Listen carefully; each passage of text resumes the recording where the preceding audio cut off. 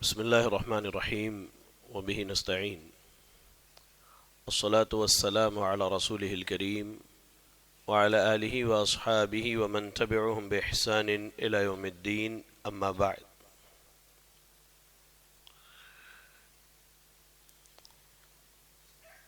رات تراویح میں 9ویں پارہ کی تلاوت کی گئی. اللہ تعالی حافظ صاحب کو جزائے خیر دے. ماشاءاللہ بہترین انداز میں کتاب اللہ کی تلاوت کر رہے ہیں. اللہ تعالیٰ ان کے علم میں، عمر میں، عمل میں برکت عطا فرمائے.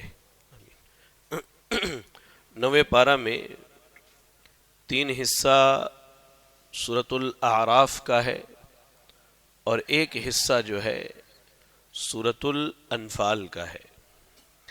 سورۃ الاعراف کے بارے میں گزشتہ درس میں آپ کے سامنے یہ بات رکھی گئی تھی کہ اعراف اس لیے اس کا نام ہے کیونکہ اس صورت میں ان لوگوں کے حالات کا ذکر ہوا ہے جن کی نیکیاں اور گناہ دونوں برابر ہوں گے، تو اللہ نہ انہیں جنت میں جگہ دے گا اور نہ ہی جہنم میں.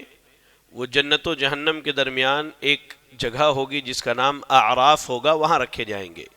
پھر ایک عرصے کے بعد انہیں نکال کر کے جنت میں جگہ دی جائے گی.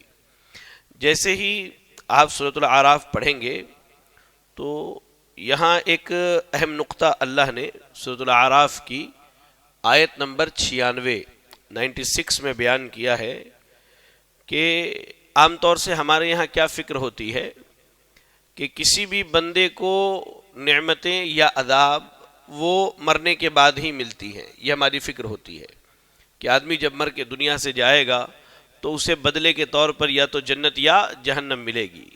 لیکن یاد رکھیں میرے بھائی کہ اللہ تعالیٰ کہیں نہ کہیں دنیا میں بھی نیکیوں کے بدلے بندوں کے ساتھ احسان کرتا ہے اور ان کے گناہوں کے عوض کہیں نہ کہیں اللہ تعالیٰ دنیا میں پکڑتا ہے. آپ دیکھیں گے کہ نیکی کے بدلے میں اللہ بندے کے رزق میں کشادگی کرتا ہے، صحت میں برکت عطا فرماتا ہے، اس کی عزت دنیا میں اللہ تعالیٰ بحال کر دیتا ہے، مال و اولاد سے اس کی مدد کرتا ہے. اور ٹھیک اس کے برعکس گناہوں کی وجہ سے اللہ رب العالمین اس کی زندگی تنگ کر دیتا ہے، حالات اس کے بڑے ٹائٹ ہو جاتے ہیں، وہ بیماریوں میں ہوتا ہے، پریشانیوں میں ہوتا ہے، بیوی بچوں کے معاملے میں بہت زیادہ پریشان نظر آتا ہے. تو اللہ رب العالمین نے اس کا ضابطہ یہ بیان کیا کہ اگر ہم چاہتے ہیں کہ دنیا میں خیر، بھلائی اور برکتوں کا نزول ہو اللہ کی طرف سے، تو آیت نمبر 96 پڑھیں. اللہ نے کیا کہا؟ وَلَوْ أَنَّ أَهْلَ الْقُرَىٰ آمَنُوا وَاتَّقَوْا لَفَتَحْنَا عَلَيْهِمْ بَرَكَاتٍ مِّنَ السَّمَاءِ وَالْأَرْضِ وَلَٰكِنْ كَذَّبُوا فَأَخَذْنَاهُمْ بِمَا كَانُوا يَكْسِبُونَ. اللہ نے کہا کہ اگر بستی کے لوگ، مثال کے طور پہ نڈیاڈ شہر کے لوگ، اس کو اپنے اوپر ہم مثال لیتے ہیں کہ نڈیاڈ شہر کے لوگ اگر حقیقی طور پر اللہ سے ڈرنے والے ہو گئے اور ایمان والے ہو گئے، یعنی ایمان لانے کے بعد اللہ کا تقوی اختیار کر لے، اور اللہ کا تقوی یہ ہے کہ اللہ کے ڈر سے حلال چیزوں کو اختیار کیا جائے اور اسی کے ڈر سے حرام چیزوں کو چھوڑ دیا جائے. یہ سیدھی سیدھی تعریف ہے تقوی کی کہ آپ نے حلال چیزوں کو اختیار کیا اور مقصد یہ ہے کہ میں اللہ سے ڈر رہا ہوں یا اللہ کے عذاب سے ڈرتا ہوں، اور حرام چیزوں کو چھوڑ دیا اور مقصد یہ ہے کہ میں اللہ رب العالمین اور اس کے عذاب سے ڈرتا ہوں. تو اللہ نے کہا کہ اگر لوگ ایمان لے آئیں اور تقوی اختیار کر لیں تو اللہ تعالیٰ آسمانوں سے اور زمین سے ان کے لیے برکت کے دروازے کھول دے گا.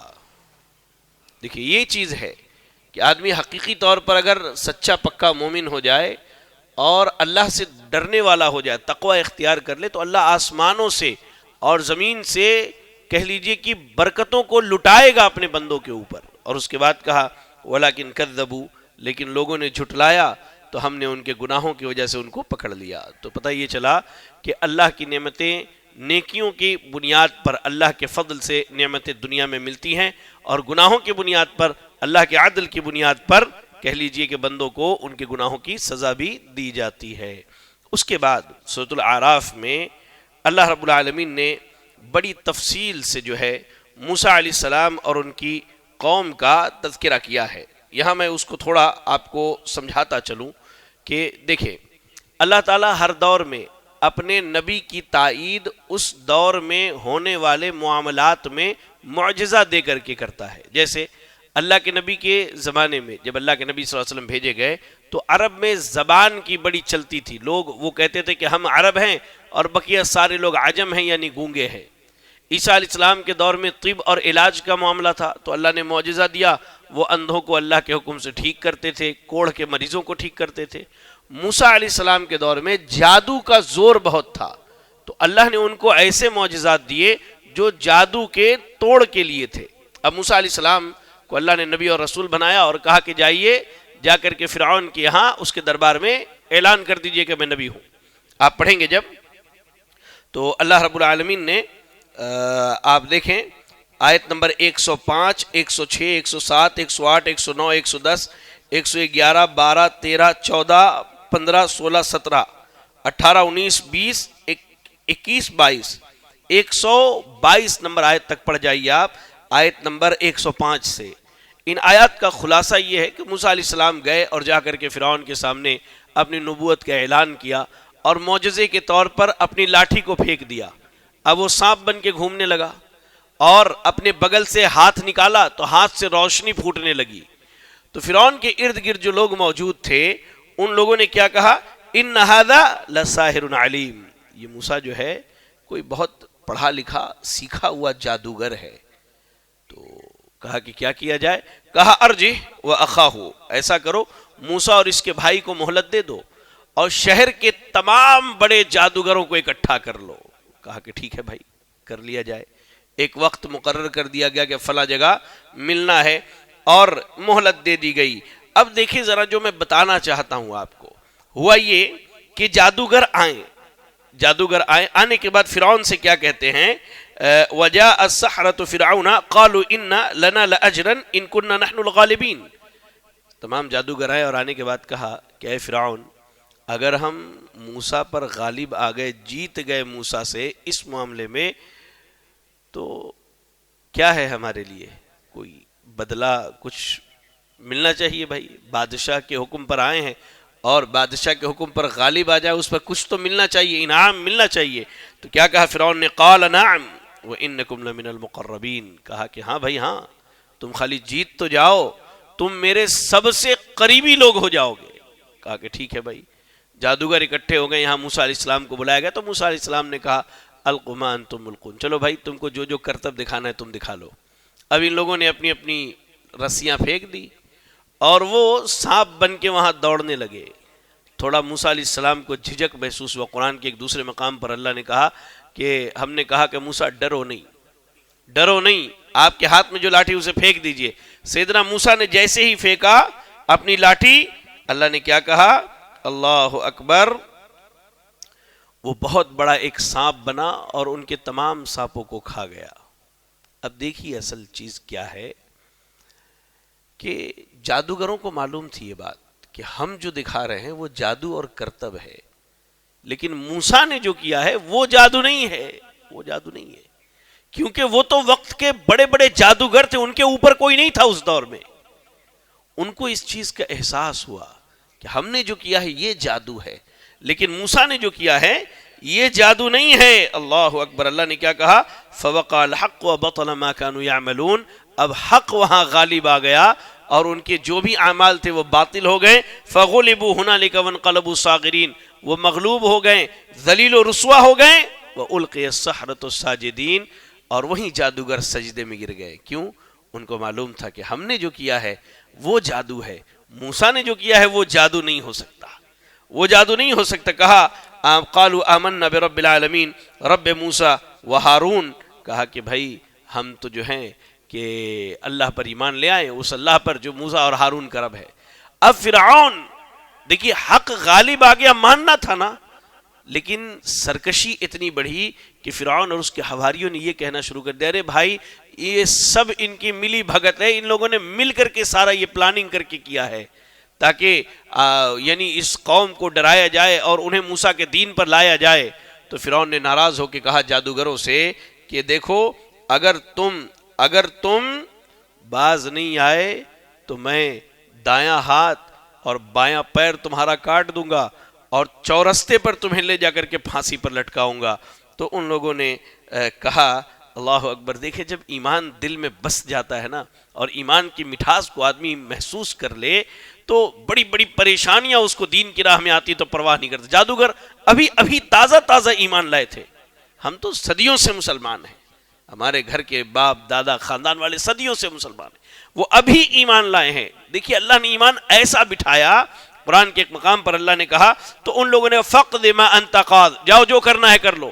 تم دنیا میں ہی کر سکتے ہو، کیا کرو گے؟ پھانسی پہ لٹکا دو گے، مار دو گے، اس سے زیادہ کچھ نہیں، تم دنیا میں ہی کر سکتے ہو۔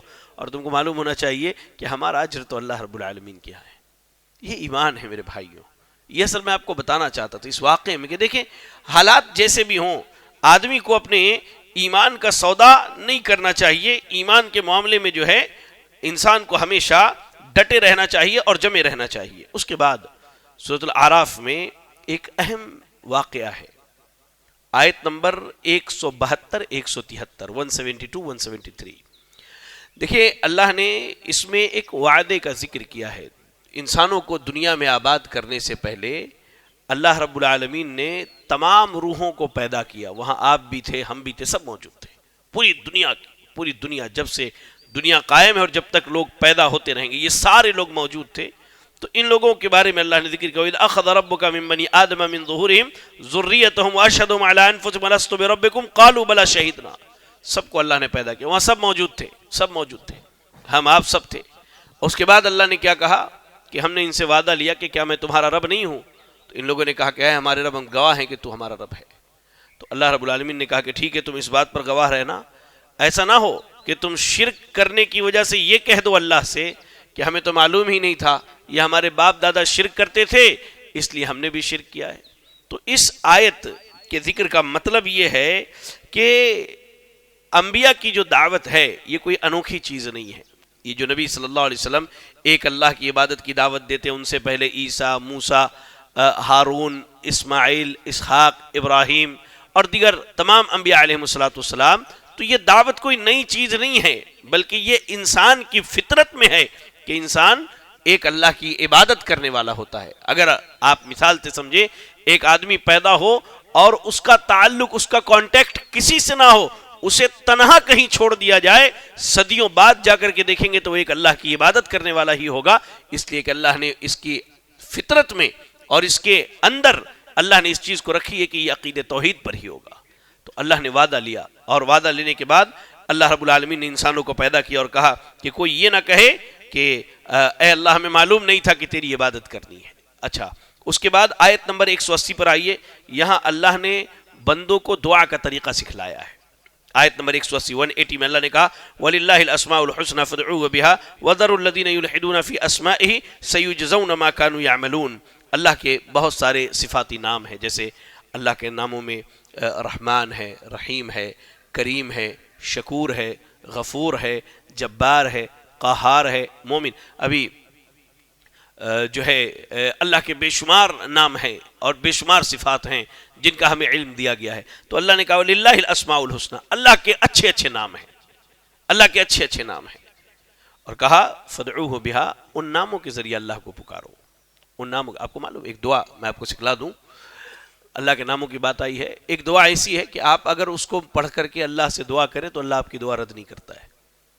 سورہ اخلاص پڑھتے نا، قل واللہ احد، اللہ کے نبی کہتے ہیں کہ جو بندہ یہ پڑھے اللہم انی اسألک بانک احد الصمد الذی لم یلد ولم یولد ولم یکن لہ کفوا احد، یہ پڑھے اللہم انی اسألک، اللہ میں تجھ سے مانگتا ہوں، سوال کرتا ہوں، بانک الصمد، اللہ تو بے نیاز ہے، اللہ تو اکیلا ہے، نہ تیری کوئی اولاد ہے نہ تو کسی کی اولاد ہے۔ اب اس کے بعد آپ اپنی حاجت مانگیے تو اللہ تعالیٰ آپ کی دعا رد نہیں کرتا ہے۔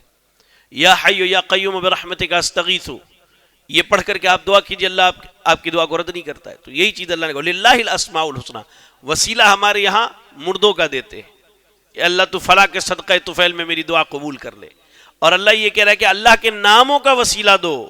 جیسے مثال کے طور پہ آپ کو رزق چاہیے، اللہ تو رزاق ہے، اللہ تو رزق کا مالک ہے، اللہ رزق کی کنجیاں تیرے پاس ہے، اللہ تمام تر امور میں رزق عطا کرنے والا تو ہے، اللہ جانوروں کو رزق دینے والا، اللہ پرندوں کو رزق دینے والا۔ یہ آپ اپنی دعا میں اللہ کے صفات اور ناموں کا استعمال کیجئے. اس کے بعد کہیے اللہ میں تیرا حقیر بندہ ہوں، اللہ میں گنہگار ہوں، اللہ تو مجھے بھی رزق سے نواز دے. گناہ چاہتے ہیں، گناہوں کی بخشش چاہتے ہیں، اللہ تو غفار ہے، اللہ تو غفور ہے، اللہ تو مجھے بھی بخش دے. اس طرح اللہ کے ناموں اور صفاتوں کا وسیلہ لیجئے، اللہ سے دعا کیجئے. اللہ نے کہا وَلِلَّهِ الْأَسْمَاءُ الْحُسْنَى فَادْعُوهُ بِهَا، اللہ کے اچھے اچھے نام ہیں، ان ناموں کے ذریعے اللہ کو پکارو. اور جو لوگ اللہ کے ناموں میں سیدھے راستے سے ہٹ گئے ہیں، کیا کہا اللہ نے؟ ان کے اعمال کا ان قریب بدلہ دیا جائے گا. اور ایک آخری بات، سورہ اعراف کی آیت نمبر 188 پڑھیں گے آپ، 188. تو یہاں اللہ نے اس بات کی خبر دی ہے کہ غیب کا علم صرف اللہ کے پاس ہے اور ہر چیز کا اختیار اللہ کے پاس ہے. کائنات میں اللہ کے بعد سب سے برگزیدہ اور سب سے اعلیٰ شخصیت نبی کی شخصیت ہے. اللہ کے بعد نبی ہے. تو نبی کے بارے میں اللہ نے کہا قُلْ لَا أَمْلِكُ لِنَفْسِي نَفْعًا وَلَا ضَرًّا إِلَّا مَا شَاءَ اللَّهُ لَوْ كُنْتُ أَعْلَمُ الْغَيْبَ لَاسْتَكْثَرْتُ مِنَ الْخَيْرِ وَلَوْ كُنْتُ أَعْلَمُ الْغَيْبَ لَاسْتَكْثَرْتُ مِنَ الْخَيْرِ وَمَا مَسَّنِيَ السُّوءُ إِنْ أَنَا إِلَّا نَذِيرٌ وَبَشِيرٌ لِقَوْمٍ يُؤْمِنُونَ. اللہ نے کہا نبی کہہ دیجئے میں اپنے نفس کے نفع اور نقصان کا مالک نہیں. جو اپنا مالک نہیں کیا دوسرے کا ہوگا؟ اللہ کہہ رہا نہیں، کہہ دیجئے آپ میں اپنے نفس کے نفع اور نقصان کا مالک نہیں، لیکن اتنا ہی جتنا اللہ چاہے. یعنی جتنی اللہ کی مرضی ہوگی میں اپنے آپ کو فائدہ پہنچاؤں گا یا اپنے آپ کو نقصان سے روکوں گا. وَلَوْ كُنْتُ أَعْلَمُ الْغَيْبَ، کہا کہ اگر میں غیب جانتا تو دنیا کی ساری بھلائیاں اکٹھا کر لیتا. واقعی جو لوگ کہتے کہ نبی غیب جانتے ہیں وہ کتنے بڑے ظالم ہیں. دیکھیے رجی کا واقعہ پیش آیا، 70 صحابہ حافظ قرآن کو اللہ کے نبی نے بھیجا اور لوگوں نے دھوکے سے قتل کر دیا. اگر نبی غیب جانتے تو کیا ان کو قتل ہونے کے لیے بھیجتے؟ نبی کی بیوی پر زنا کی تہمت لگائی گئی، 1 مہینے نبی پریشان ہے. وہ بیوی جو سب سے زیادہ چہیتی ہے اس بیوی پر، سیدہ عائشہ رضی اللہ تعالیٰ عنہ پر، اگر نبی غیب جانتے تو کیا 1 مہینہ منافقین کی شرارتوں کو برداشت کرتے؟ اگر نبی غیب جانتے تو احد کے میدان میں 70 صحابہ شہید ہوتے ہیں. اللہ نے کہا کہ اے نبی کہہ دیجئے اگر میں غیب جانتا تو ساری بھلائیوں کو اکٹھا کر لیتا، مجھے کوئی برائی نہیں پہنچتی، حالانکہ میں تو صرف ڈرانے والا اور خوشخبری سنانے والا ہوں ایمان لانے والوں کے لیے. یہ چند باتیں تھیں سورۃ الاعراف کے تعلق سے. اللہ سے دعا ہے کہ اللہ رب العالمین ہمیں اور آپ کو کتاب و سنت کی تعلیمات کو پڑھنے، سیکھنے، سمجھنے اور اس پر عمل کرنے کی توفیق عطا فرمائے. آمین وآخر دعوانا الحمدللہ رب العالمین. جزاکم اللہ خیرا. السلام علیکم ورحمۃ اللہ وبرکاتہ.